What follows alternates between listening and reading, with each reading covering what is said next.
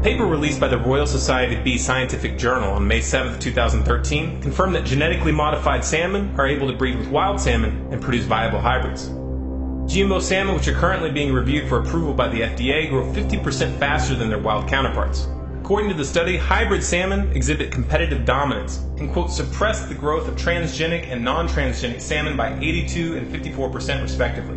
This merely verifies what anti-GMO activists have been saying for years, which is that genetically modified organisms pose a serious threat to the environment due to the fact that the genes will spread into the wild and into non-GMO domesticated species.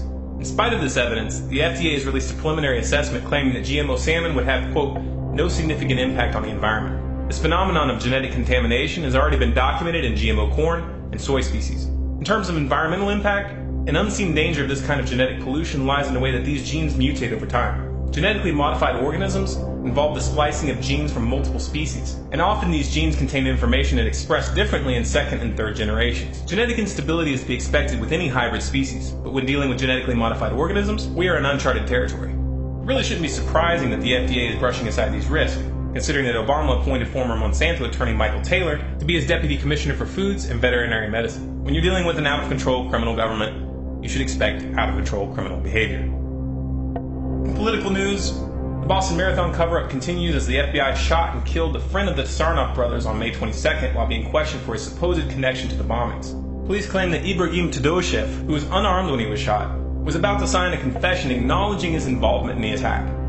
The officer who pulled the trigger claimed that Todoshev attacked him. Of course, there's no witnesses to back up this claim. This pattern of witnesses and suspects dying under strange circumstances in this case got even more interesting this past week when two FBI agents involved in the shootings of the Tsarnaev brothers mysteriously fell from a helicopter during a training exercise. While this obviously could just be a coincidence, the fact that the agency still hasn't explained how Tamerlan Tsarnaev, who was videotaped being placed under arrest alive and well, ended up dead with multiple gunshot wounds, severe lacerations, and blunt trauma wounds, forces us to question every strange death of those involved.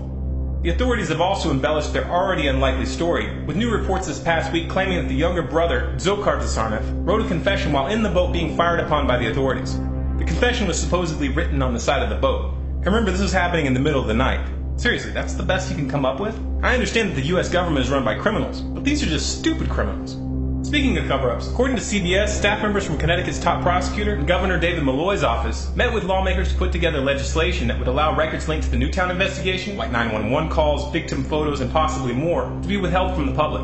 The legislation is expected to come in the form of a special act related solely to the Newtown situation. It will not be a blanket amendment to the Freedom of Information Act. An official report on the Newtown investigation is expected from state police in June. What exactly is it that you suppose they want to hide so badly? Related news, the military has unilaterally handed itself new powers to operate within the United States without civilian approval, to, quote, quell large-scale, unexpected civil disturbances. They've used the Boston bombings as justification for this new move. This goes beyond the NDAA because this means that the military no longer answers to civilian authorities at all. If you still don't think that the United States is a military dictatorship at this point, just wait until they start fully exercising the power that they've been given. The martial law that we saw after the Boston Marathon was just the beginning. In economic news, in a meeting on Wednesday, Bernanke indicated that the Fed may not back down from QE3 as soon as some are expecting. QE3, which involves the Fed's purchase of $85 billion in bonds each month, has been credited with the recent upswing in the economy, and many are concerned that ending it will set off another downturn. Kick the can down the road a little bit more seems to have become the official strategy at this point.